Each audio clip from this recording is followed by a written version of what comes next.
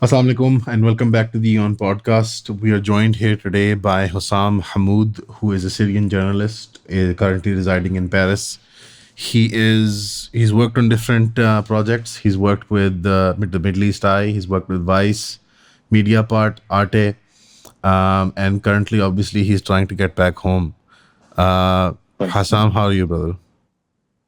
thank you. I don't remember since a long while that I've been happy as I am today Really? with the news from Syria. And do you still have a lot of family back home in Syria, or have they moved Yeah, with you? like it's most of the family, most of the friends, and now it's also like defining about like since 2011, the norm of family just like get way wider because like there were the codes in the whole country that was just like uniting everyone together. So like it's sometimes about the family, it's sometimes about the people that we are working with all the day, it's sometimes about the friends that we have there. So yes, like and now you feel that they are better in somehow. Now you can. So have you been on the phone for the past, 1 week, just constantly on the phone? Yeah, yeah, yeah. I've been on the phone with them, and it's quite interesting. It's quite interesting, especially for the guys that working with me. Because like I'm working with a lot of camera operators on the ground. Some of them became like really close friends for me because I know them even before leaving Syria in 2019. So when we are talking right now, and like it's quite weirdly when they were just like 15 days ago, they were trapped in one place called Idlib, all of them. They cannot even leave. And today, I'm just like receiving the selfies of them, all the photos and all the images from inside Damascus. It's something that even like for them now, like yesterday, I had one of them who's Ali, like one of my best friends, and I was talking with him. He was barely able to talk because like he haven't slept since 5 days because of joyful and because of working a lot for a lot of media. He's working right now because like everyone is interested to work on this big news coming from Syria. Right. I can imagine the excitement that's in the air. Yeah, Unfortunately, with all the excitement come the more tragic and sadder parts of the Syrian revolution, which is the details of the Assad regime. Recently, everyone saw online as well, the Sednaya prison being opened up, and there was a problem with accessing the lower levels where there were people who were very high priority by the regime, and the stories of torture, rape, assault, all kinds of harassment, they started to come out with the opening of Sednaya prison. What's that like for you as a journalist and as a Syrian? What kind of things are you hearing on ground about the prison and people who've survived it? so let me describe before describing the prison itself. Let me describe the view out of the prison because like the view that for the videos that I'm receiving all the day, especially this morning, we're talking about like after 4 days and the jail is supposed to be empty now, but like we are seeing thousands of people gathering in front of the jail. Those people are the families who lost their loved ones since more than 13 years. Assad regime was just like kidnapping people, even not arresting them. But like once someone is arrested by the forces themselves, most likely that you are losing any news about them. So like now, only for the firstly disappeared people in Syria, where like we have more than 150,000 documented cases of Syrians who were just like with no signs right now. Out of the people who we knew that they were in jail. So like a lot of people are just like gathering, thousands of people and families are gathering in front of the jail. They're coming since 3 a.m. from all over Syria just to this jail. They are staying till midnight and then they are leaving and they are coming back after, just waiting any news for their loved ones. I cannot even imagine like most horrible thing that they could live and waiting their people to be alive. It's not like that. When they opened Sednaya jail itself, more than 2,000 uh, people were inside and they were free. But like that pointed another question that the the jail still must contain at least 8,000. That's why like a lot of teams were working yesterday just like to open the lower levels of the jail. But so far there's know, they don't even know how to enter these levels. Because like we're talking about a huge building. We're talking about like yes, they have some equipment, but not all the need equipment because it's completely Syrian effort. There's no help in this case so far from the international world. So we don't even know. And like all the signs now pointed to the other theory because the amount of ovens and the amount of kind of pools for acid, just like it's solving the bodies, all the things that we are finding inside the jail is pointing to the other theory that the myth people were killed and actually completely solved. They buried the bodies most likely, or they dissolved them by using acid. And yesterday we were just like we found like the teams inside. They found more than 40 bodies were actually like there were some signs of using acid on them. Some of them were just like skull body, like you cannot even recognize them. That takes us to another and deeper issue, even in Sednaya and all the jails. So that even the people that you are finding right now, with all of the signs of torture in them, and they didn't even bury them. So like you can imagine how the bodies dissolve themselves. There's no mechanism to define those people anymore. Not by seeing them because they don't look like the way that they used to when they were alive. Did the regime keep a record of people that they had abducted? Were there any physical documents that they found of people, lists, names, numbers, that sort of thing? Or is it just completely, these people went into a vortex or a black hole? The main idea with the big amount of girls that Assad regime had inside Syria, it was quite hard to document everyone, even for the Assad regime. So like they were documenting everyone by numbers most of the time. They didn't document people by names. In addition of this, like a jail like Sednaya, we see the videos, like the first videos from the monitoring room with a lot of cameras, with over like 150 cameras and screens are covering the whole jail. We are seeing like the rebels who entered the jail, they it took them like more than a day just to find all the cells that they are seeing on the screens. That there are people in that cell, but they don't know where the cell is. In addition, that they didn't find any hard disk, they didn't find any records for the camera, so the cameras were just like broadcasting without taking anything inside the storage. All of those evidence were destroyed even before that the Assad regime leave the jails. Right. So it's going to be very hard in terms of forensics to recover this data and to figure out how many people were actually abducted and how many people were killed, how many people are still in the jails. When we talk about Sednaya jail and the lower levels, how deep do you think we've already accessed them, and how deep do you think they're still left? How many levels are left, and how many are still closed off? And it's a race against time right now to try to find these people. Is there I hope need that there are people yeah. underground still in the facilities that aren't Mhm. being accessed? Mhm.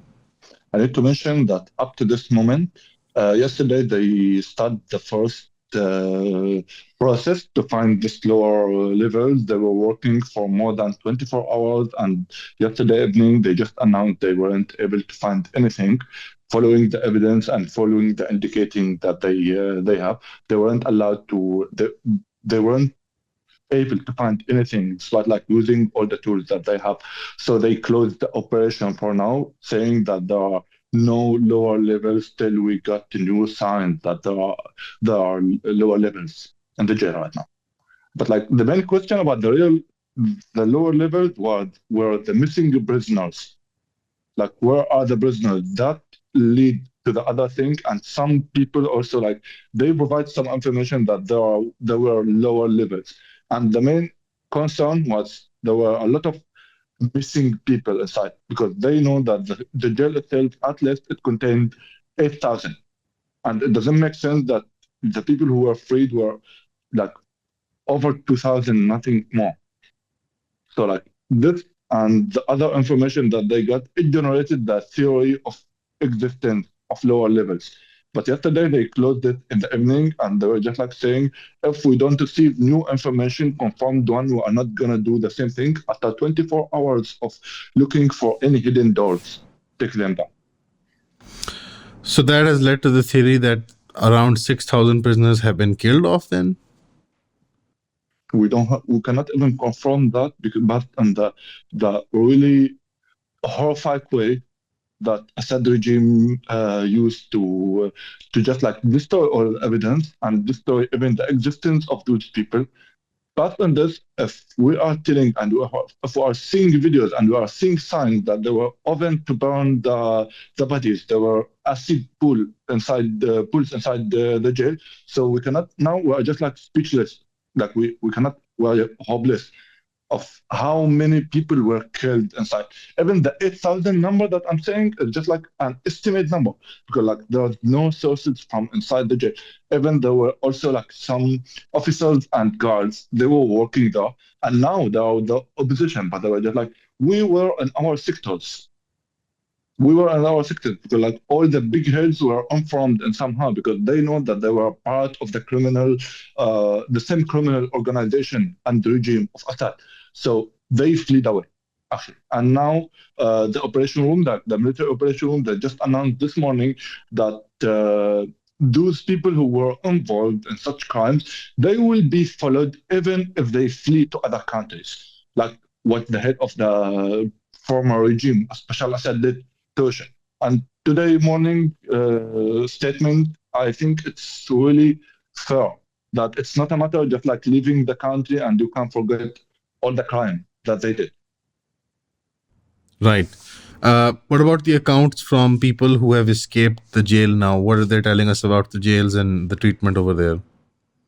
I can say that now inside Damascus, and we are not afraid of pointing locations right now because like this information that in the past, you can imagine the horror that we had while we were reporting. That we couldn't even mention one location because we were afraid. We were afraid that it would be bombed after 5 minutes. But now we can just like see there's no bombing anymore inside Syria. So most of the prisoners who were there, they're in a really bad health situation. Most of them were moved to Al Muassa Hospital inside Damascus, and now they are being treated for this. And there's also like some points for local NGOs that are working on supporting the stabilization of the thing. But like the capacity, we can say that the capacity, yes, it could be fairly enough. Like especially like a city like Damascus, and we are dealing about like it's not a matter of Sednaya. We are saying at least 150 jails between hidden and non-hidden were there. You have like Qabun jail. Qabun jail is also like it was a security branch, but like it included a lot of people who were there. And like the only people who could walk, those who were arrested just like 6 months ago or something like that. People who were just like due to their economic situation and everything inside the jail, and also for the food conditions and for the health conditions. Most of the people who were arrested like uh, before 1 year, like 1 year earlier, they were like really sick when they get out. Right. We saw recently a photo surface of Mazen Al Hamada, who is like a journalist and an activist. And there was rumors that and if I'm not wrong, the Syrian government had him extradited from the Netherlands. Mhm. And there's a photo surfaced So of him mhm. that he's been murdered and mutilated and maybe sexually assaulted. Yeah, Mazen Ahmad was one of the first former prisoners who were talking about the awful things that he saw, and he was that brave to provide his testimony to the people outside, to the world outside, just talk about like the crimes that Assad's doing inside this kind of jail.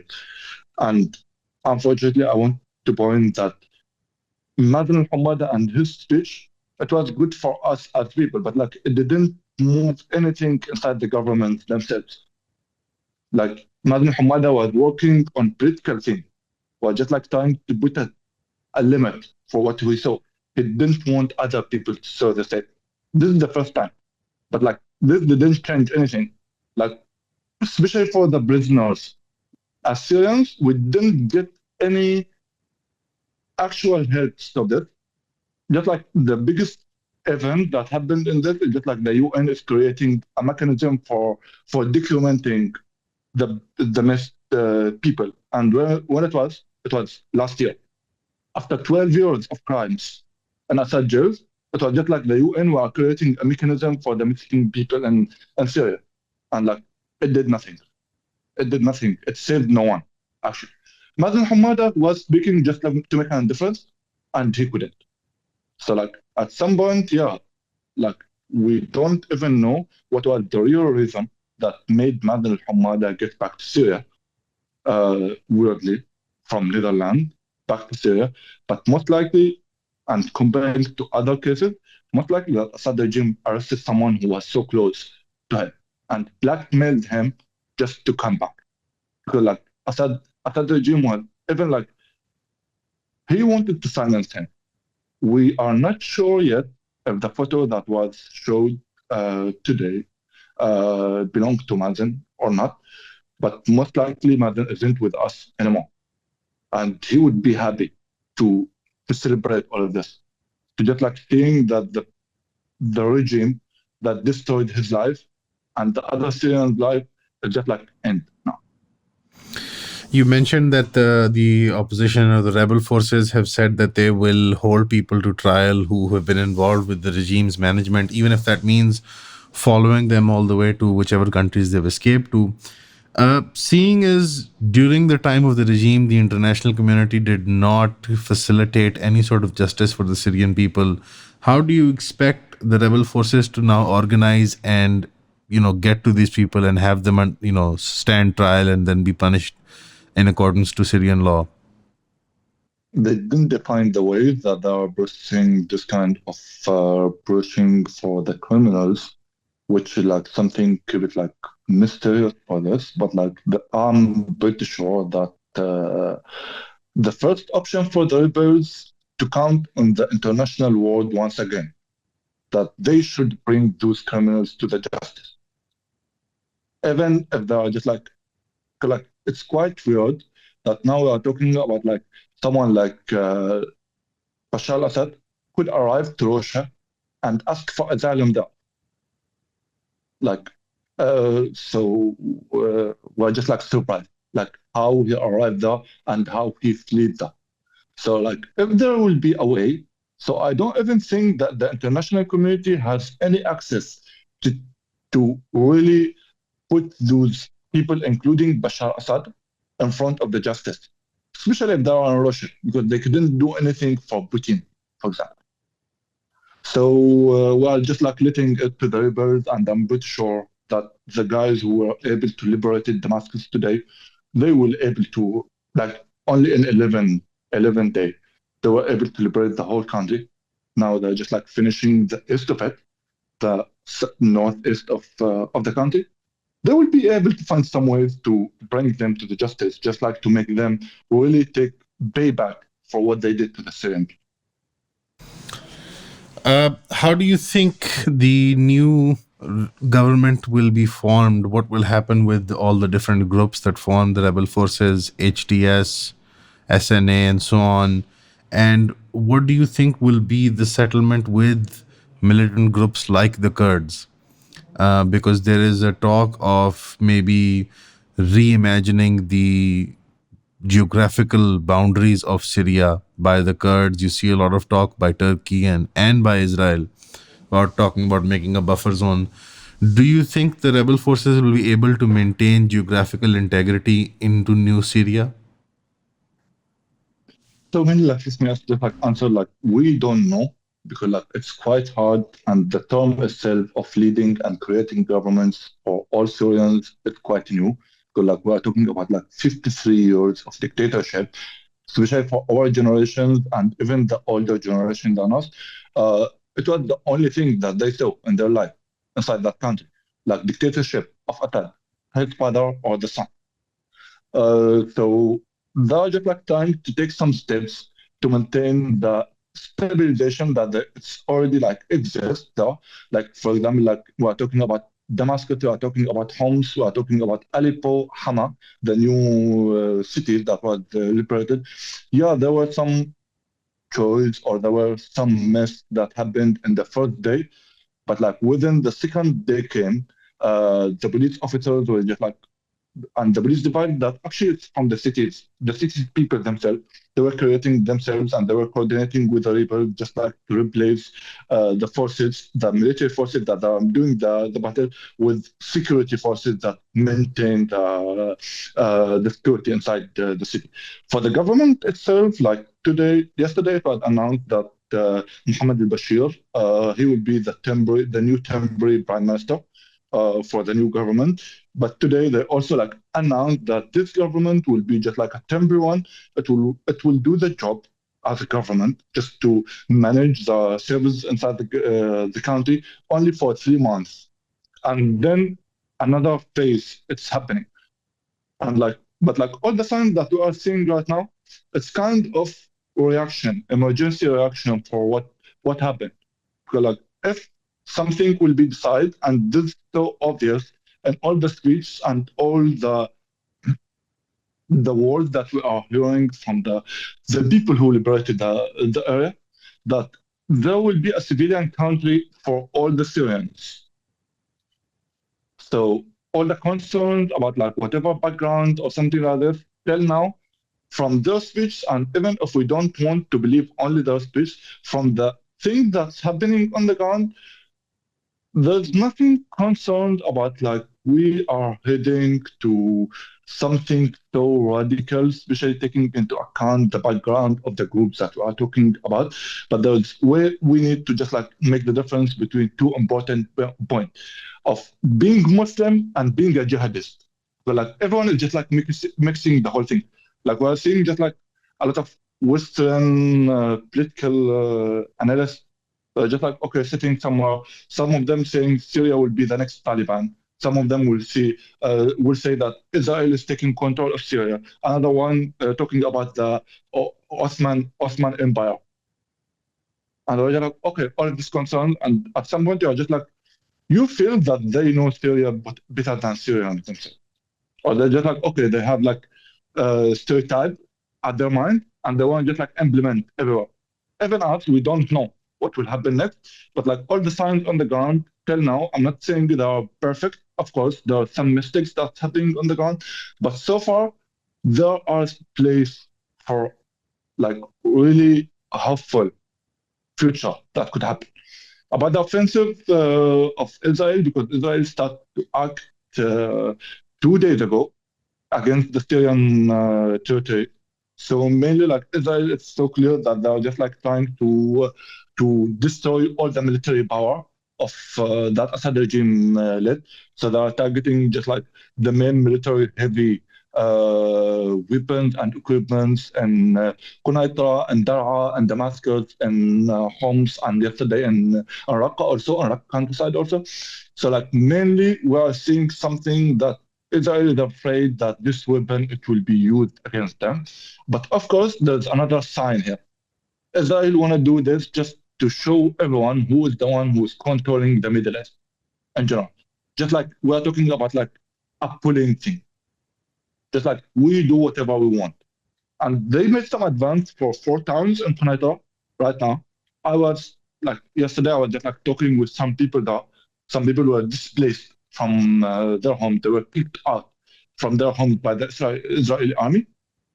And also, I was talking with some rebels, and they were just like what? And they were just like, no, but like they cannot just like simply come and take the control of the towns that we did give blood and sacrifice to liberate them. So this thing is being studied also now. That what will be the reaction for the Israeli offensive that's happening and going on right now.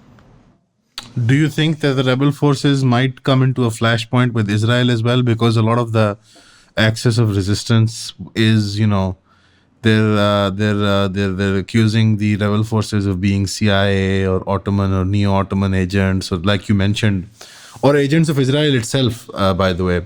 So, do you think that there will be a flashpoint between the rebels potentially and the Israeli offensive for the so-called buffer zone?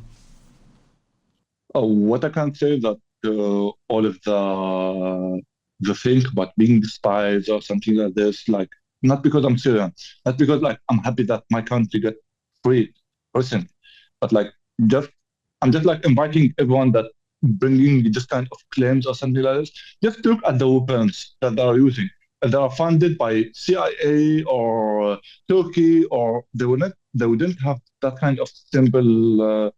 Weapons just like to attack because they mainly were armed by the weapons that they were taking from the Assad regime and what the few things that they could manufacture and it, to the second part of your question, it's quite hard to define right now because people are just like were in that joy moment when Israel decide just like to strip them away from that joy moment by making something. So like I can stop that everyone now is in shock. And we cannot define what the rebels' response will be for this. But like what I can say that the rebels that are focusing now on building the new government or the new Syria, just to contain everyone, it's not the perfect time for do anything. Right, but the expectation for the Palestinian cause, which goes hand in hand with the Syrian cause, the complaint is that now the Palestinian cause will go on a back burner, and the new Syrian government or the new country that is formed, that they will have good relationship with Israel, and they will end up cutting off Hezbollah from resupplying in their fight against for Palestine. Mm. I think if we want to talk about like the Palestinian cause itself, so I know something that in Idlib, when after the 7th October, I think it was the most amount flags of the Palestinians were raised in Idlib, and everyone was chanting for Gaza. So, like, it's really unlikely that the new government will have good relationship, or they will be just like as any other most of the other Arabs government, just like okay, begging Israel to be in good with and to be in peace.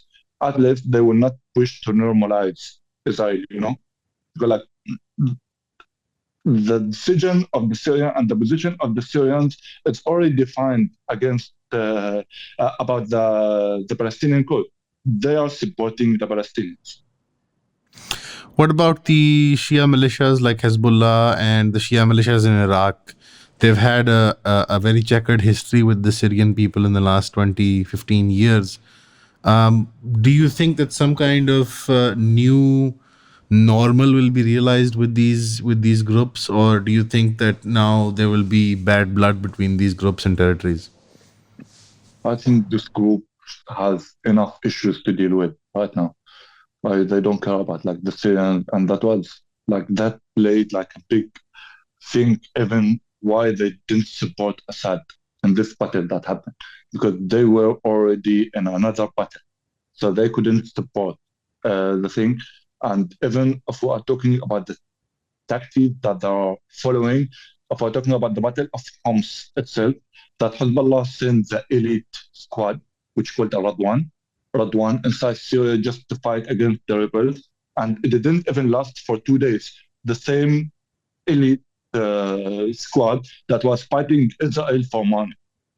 So like we're talking about like if we're talking about Hezbollah and Iranian militias in general, we're talking about the same military styles of the rebels, and that would put them in front of a big challenge when they came to fight in Syria, because like they were fighting in Syrian lands in the same technique, on the militia technique mainly. So like if we're talking about the rebels, and but like I really don't think that there will be like a tension in the future. Of course, they will not be friends, but like I don't think that they will pull each other inside more battles because, like to be honest, like uh, Hezbollah or Iran or even the Iraqi militias, they weren't in Syria because they want something from Syria.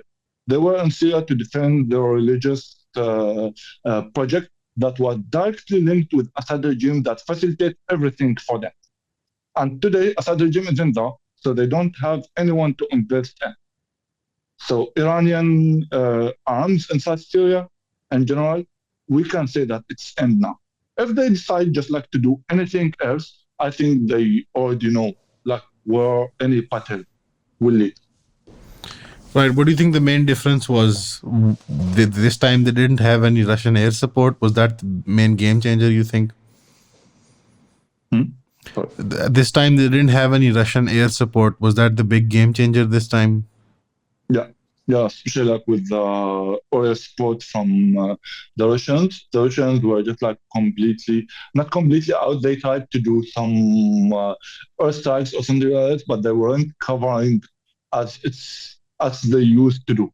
Because like, if we are getting back to the history of the Syrian revolution in 2013, Assad was about to fall, but Iran pushed a lot of fighters on the ground there, and they pushed a lot of weapons there.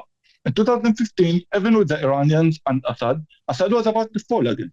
And what changed the whole thing was the Russian intervention back then, and especially the aerial power, air force of Russia. And when they lost it, just like after the 27th of November, not in the same intense way they used to have it, they lost the whole battle. What do you think changed this time? Because you saw initially the Russians did start to do some aerial bombing, but then they backed off. What happened? I think it's the pressure from Ukraine because Russia mainly like facing also tough time now in Ukraine. They are changing their like even after the full scale invasion to Ukraine by Russia, Syria was a priority for Russia because like they had that thing in the Middle East that they could maintain their battle against the Americans and against the world. And today, since the whole area is on fire, even Russians, they don't feel safe to stay in the Levant area or to invest actually in anyone there. In addition, that Russians also were against the too much Iranian influence in South Syria because they wanted their own influence, but Assad, since they like he already opened the ground for the Iranians to take everything.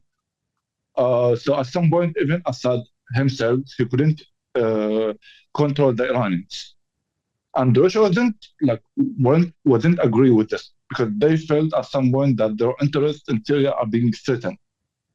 And taken in addition that they're facing a lot of things right now in Ukraine, so that's why they just like decide to pull themselves out of this battle. They didn't want to get involved and to to send troops to be killed, and they didn't have the capacity to cover the sky for them. What about the concerns that people like Jolani, a lot of the HTS, they have backgrounds in Al Qaeda and ISIS, and a lot of the fighters have this history. You have Chinese fighters, Uyghurs, Uzbeks, Tajiks over there. There's a concern about the actual local domestic Syrian minorities like Alawites, Druze, Christians. Do you think that there seems to be a reconciliatory note in the air? Do you think the communities are going to be integrated, or do you think there will be friction and problems there? Now, what we are seeing is that starting with the Julani and starting with HTS itself, that I don't know why people are just like summarizing the whole Syria with HTS because like even the battle that was led by HTS, there were only in the north on the first battle, there were more than 26 other armed groups that were fighting with HTS, not for HTS. So we're just like forgetting all of those three people who are fighting and focusing on HTS guys themselves. And even we are talking about like HTS itself, people are just like linking it with what happened about Al Qaeda and then the revoking of it back in time, even before the Syrian revolution, that Jolani was a member of the Islamic State of Iraq itself, and he was involved in radical actions. But we are talking about a group. We are not talking about an individual person again. And this group that since 2011, since the start with the name of Jabhat al-Nusra, and then they were Al Qaeda, and then they changed Like the group itself and ideologies, goals, and styles, and even in speech, it reshaped 4 times. So now you cannot say that you cannot bring the same group and with the definition that you have in 2011, like Al Qaeda, and put it after 13 years on the same group, like ignoring the whole timeline that they changed inside it. I'm not saying that they changed to the better or to the worse, but today in their speech and the actions that they are doing, I really don't get where all of this radical concern come from. Because like I like your question or what to ask. We're talking about like a city like Assalamiyah. It includes a minority, like it's called Ismailiyah, there. And those guys are just like, okay, they are not Muslims as Muslims. Uh, the armed group, they entered that city and they were just like asking them that, what's the best solution for them, for you? And they were just like, we want just like to create our own group and rule the city by ourselves. And they were just like, fine. They just like all the armed group, all the fighters, they left after assigning like fighters and police officers from the city itself, and they just left. They didn't harm anyone. The Christians inside Aleppo, it's the same. Like, yes, I'm not saying that there are no individual mistakes that would happen. Of course, like you have for all the ships, what what was changing is the ideology of the group, but not all the people. The people are still trapped. So you have like different fighters inside this, who some of them were trapped also, like they are still trapped inside extremism, and some of them are just like we are doing interviews with HTS fighters sometimes, and some of them were just like talking about like, yeah, we are just like we are thinking about like creating a state that rule as the God want. And the other, like the same group, you are introducing, like you are interviewing another person, and just like I'm ready to sacrifice everything that I have for the freedom of my country. It's not like you have the same group, but like it's quite different speech. So it's really hard to define the whole group or its That doesn't fighters that doesn't by. that raise the concern that there might end up being group infighting over, who gets what, and what kind of ideology should be imposed on Syria? Mm, Is that not a it's great a, fear? yeah, it's a good point. But now, after seeing the same person changing all of this, and I mean Ahmed al-Shara or al-Jolani right now, if you are talking about the common person for the all projects and the four styles, he's that guy.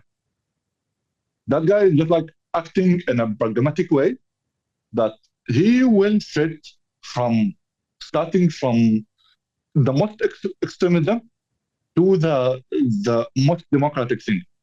And today we're just like seeing that image that it's kind of balanced, that you cannot ignore that the group itself and he himself has an Islamic style or Islamic background.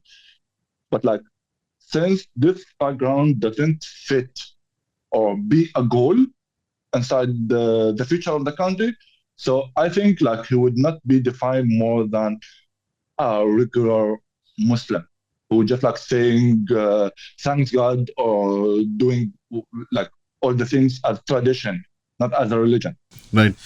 Do you think so? You think it's a some of it is a bit of an exaggeration from the left as well as from the axis of resistance. They are maybe exaggerating the effects of the groups and how these groups operate, and they're trying to show them as Al Qaeda and ISIS and extremists. But like you said, it's a mix of all of the people of Syria, different kinds of thoughts and ideas. And you're saying Jolani is pragmatic enough that he will be able to regulate the infighting. He already did it. He just like not about his personality itself, but like within those regimes, he fought the like at some point when in 2000 between 2017 to 18 to 19, sorry, the whole group that was with Al Qaeda once was fighting the extremism inside Idlib. Like the same group that was once with Al Qaeda, they were fighting all the radical groups inside Al Qaeda, inside Idlib.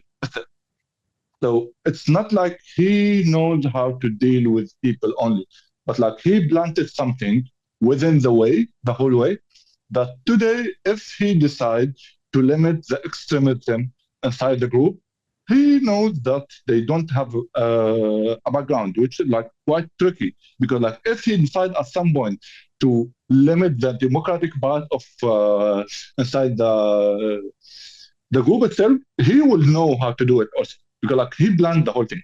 Right. What do you think the role of Turkey and the Middle East has been like? You've seen that the Gulf monarchies had started to normalize with Bashar. Um, but Turkey, on the other hand, made some statements and had some pressure on Bashar. What do you think was the role of the Gulf monarchies and Turkey in the revolution? And going forward, what do you think? What kind of aid or benefit could they give to the Syrian people? Like Turkey was just like also like playing a lot of roles within the whole way. So starting from hosting Syrians at the beginning, then shifting also into inside that radical speech and against the Syrians, a lot of first attacks that happened against the Syrians. We're talking about 13 years. Turkey also like established their own militia, or they controlled their own militia inside Syria, knowing that as the Syrian National Army, which is backed by Turkey. But for the recent thing, Turkey had nothing because Turkey they already decided to change their whole policy, and they lost the hope that the rebels will be able to do anything. So they changed the whole thing, like starting from going to reconcile with Assad and starting the normalization itself. But when it didn't work, they had nothing with giving a green light for their groups. They are not controlling all the groups. But at some point, when they see that it's a serious battle that happening in the ground, they only give an approval to fight. They didn't provide any weapons. They didn't provide any logistic support in this battle that was fighting in Damascus. But they were just like, yeah, you can do it. Because the militias that they have, they will never act without a green light from Turkey. Right. Um, what do you think will happen to the axis of resistance narrative and the Palestinian cause? As a Syrian, like you said, you sympathize with the Palestinian cause. What do you think is the future of the Palestinian cause, considering that Hezbollah and Hamas's supply lines are now cut off, and Syria being formed and recognized in the international community? I don't think they would allow for them to resupply and refuel Hamas and Hezbollah. What do you think is going to happen with the Palestinian cause in the new normal post Assad?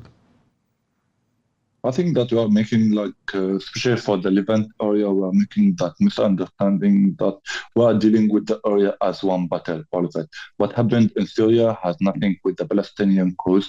So like, we know that whatever the government that is coming next, it will support the Palestinian cause. But in which form, really, it's early to answer. So like, we don't know what kind of policies that they will put.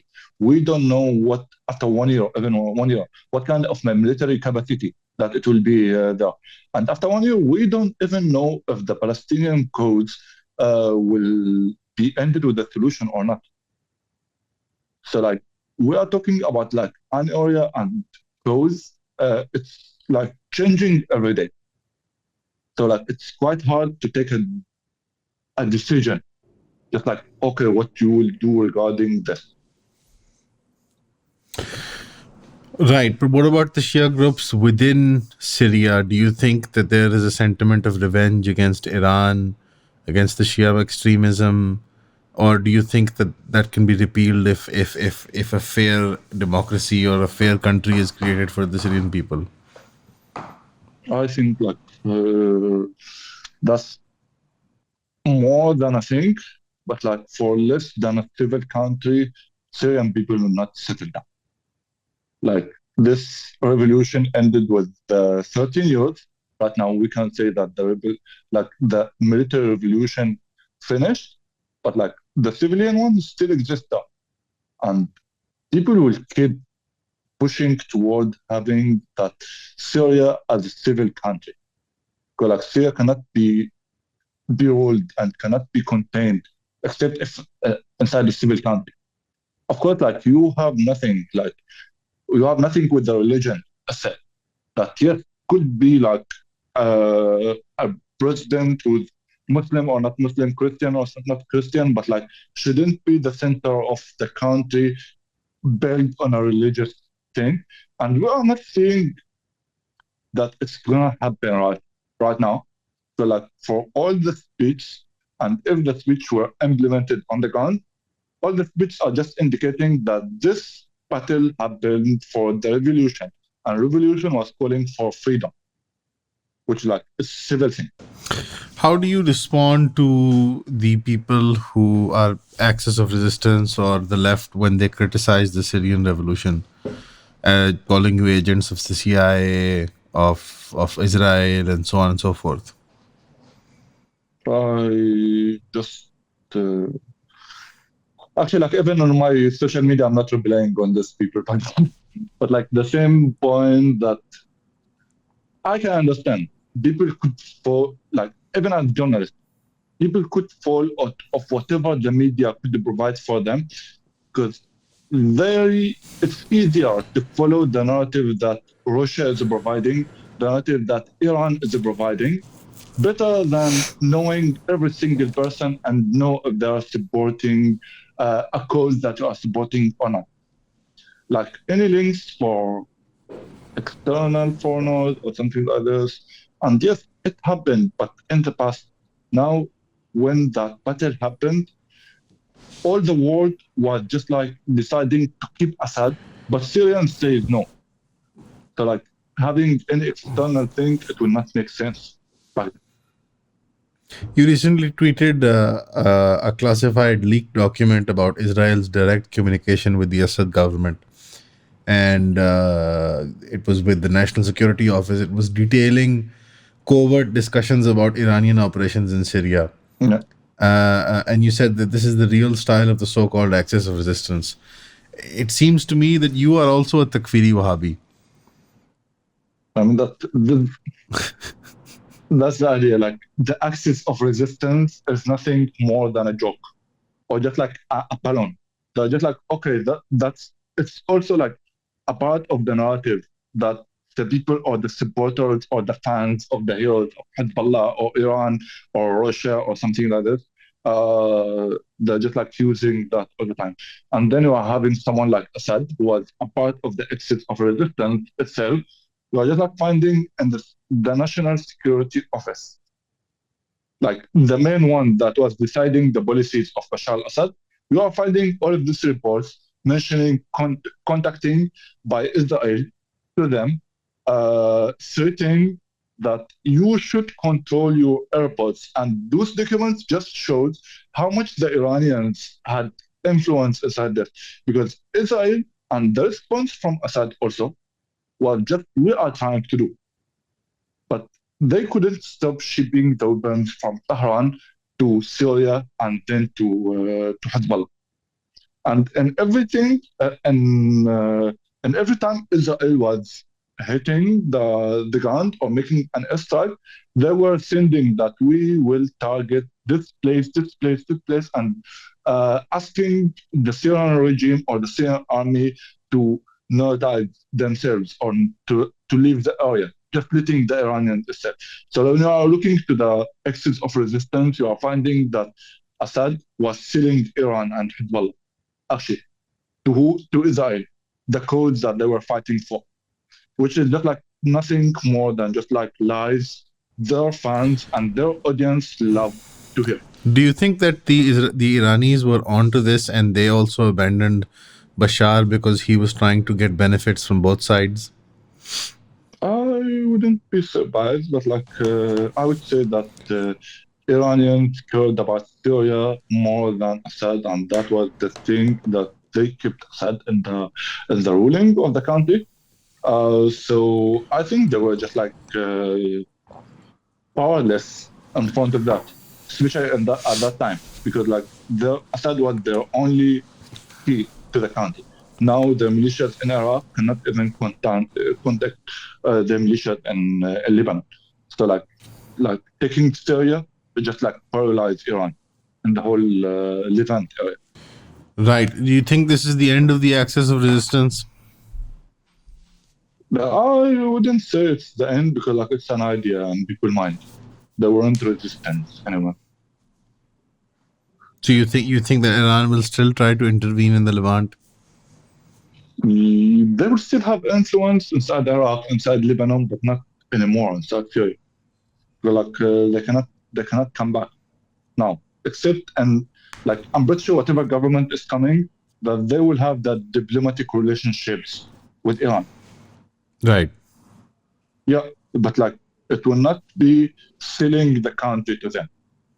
It will be just like the relationship between France and Iran itself, not giving the country and giving it to serve Iranian whatever projects in the area. Right. Two independent nations then they're communicating as opposed to a Yeah, client state yeah, because like like Bashar was. Syria for Iran was nothing more than a bridge between Iraq and Lebanon and Otel. Also because like Iranians were taking many areas inside Damascus, inside Homs, like invading people's house and occupying them. So it was just like a restroom and the bridge between the both militias centers. Right. And what about the new people that have been settled from Iraq and all over the place that were brought into Syria? Have they all left? Yeah, yeah. Even the religious tourism groups that they used to take a lot of people Hajjaj from Iran, from Iraq to Damascus, where Iran were controlling the area. All of them, they were just like, okay, closing their office, and they left even before rebels get inside the area. And now they are boasting, this is from our last visit to Syria. There's no trips. There's no trips to Syria anymore. Right. And any further trips would be have to approve through the government, the new government of Syria. But like, those sites weren't exist before Iran. Like for the trips and everything, for Oh, right. So they're completely new and made the up. religious thing, it wasn't that Iran created them when they took Damascus. But before that, there was no like Iranian or Iraqi coming to Damascus to make the pilgrim. No. Right. I understand. It's quite a complex situation. But I I'm think so the sorry, but last and the most important thing is the elephant in the room, which is the Kurds. Now, the Kurds have enjoyed air support from Russia, aid from the Americans. They've worked with ISIS, they've worked with everyone.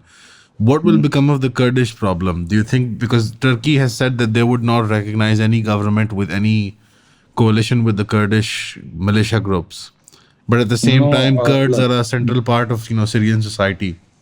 I think there's some coordination between them and the main military operation or the main military operation group. It will be creating the government. And today, like according to some sources, some Kurdish political leaderships are in Damascus to negotiate the new pattern of government that it will happen. So I'm pretty sure that they will be included inside this. But like in which shape, we don't know because now on the ground there are two battles against the SDF. I'm not saying the Kurds because like we are falling inside this trap also. SDF or Syrian Democratic Forces, even like it represents PKK. It doesn't represent the Kurdish people. The and especially if we are talking about the areas that are taking control of, like Raqqa and Deir Zor, there are just like in Raqqa, there are just like 2% of Kurdish people. The 98% were Arabs. So like mainly the SDF represent only 2% of a whole city. we're just like seeing another style of Assad, when it was just like like Assad family itself, it represents less than 1% of Syria, and they were ruling the whole country. So like you cannot get approved So as a government. do you think the SDF will surrender, or do you think the battle will continue? No, it will not be surrendering or something like that. It will be just like an agreement thing, that they will be included as any other armed group that were fighting against to liberate the country. But they can, And I think but there they won't will be get, any like, compromise on the geography of Syria. Yeah, but like despite that, what SDF actually did, and we saw in the last battle, that they were supporting Assad. They were supporting Assad. They were just like, okay, coordinating with Assad, that Assad wants Assad withdrawal from one area. It will get like Assad will give it to the Kurds, and that was something. But like, if you are just like saying that people from the former Syrian Arab army, Assad army, will be accepted in the new Syria, so of course SDF will be accepted in the new Syria. You cannot just like element. Right. Right. So like pardons for people, and people will be allowed to integrate back into society. That's what Syria should be, and it used to be. Now, if you need to change something about Syria before 2011, so the only thing should be changed is Assad. But Syria was once Syria, and people were living together before 2011. It will get back to that point, but Inshallah. without Assad. Inshallah. Right, but this time with the will of the Syrian people. We hope so. Right. We hope so. We can all hope so, and we can all hope to see you in Syria, inshallah. Everybody wants to visit and see the new Syria. And Thank you so much. Where can people follow your work? Twitter mainly. Like, Twitter. I'm posting motivate on Twitter. We'll or add Instagram. your Twitter right here, inshallah, and then people can see your work. Yeah. Sam, thank you so much for your time. Let us know if we can do anything for you guys. Yeah. See you. Assalamu alaikum. Bye.